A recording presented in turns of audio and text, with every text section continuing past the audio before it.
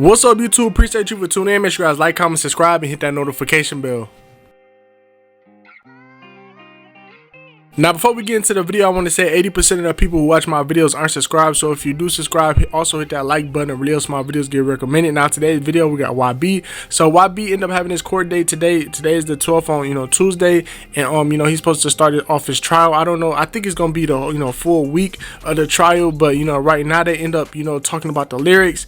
And they end up throwing it out. The judge ended up throwing it out. They said it has nothing to do with anything. And that's a real good thing, because that was, really all they had. They didn't have no fingerprints on the gun. They didn't have no DNA, none of that. So YB ended up getting his first win in the court. Their case was already weak. I don't know what they're gonna do now. We will find out later on in the week. But basically, they picking the jurors now, and they were saying there's not really that many African American jurors. So that's kind of a bad thing. But they interviewing the people. They trying to weed out certain type of people who is biased or whatever. So they just trying to make everything make sure everything's straight. But it was one juror that ended up they ended up asking about it, and he ended up saying he loved YB and that he was gonna rule in his favor. Now I don't know why he ended up saying that. He could have just shut his mouth and said like he was in between, like he don't know. But basically he ended up saying that, and then he ended up getting excused. But I'm gonna play y'all a video of the lawyer explaining everything from the jurors all the way to the lyrics getting thrown out. Y'all let me know in the comment section how you feel about this whole situation. YoungBoy update.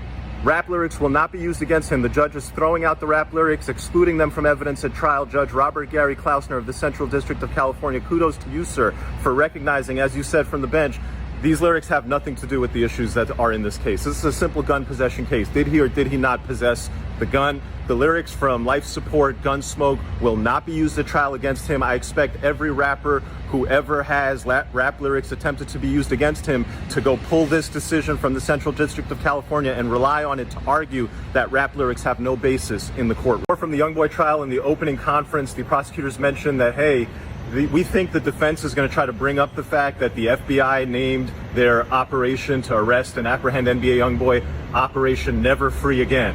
And, that's a play on the moniker Never Broke Again. The judge kind of stopped the government and they're like, yo, I don't really understand what you're coming from with all this. This is all a sideshow. This is a simple possession case. This is about whether or not he possessed the gun. I'm going to deal with that, but I don't know where you're coming from. It really just shows you what's going on in this case. This is not a typical gun possession case, because this is NBA YoungBoy and the government is treating it like World War VII.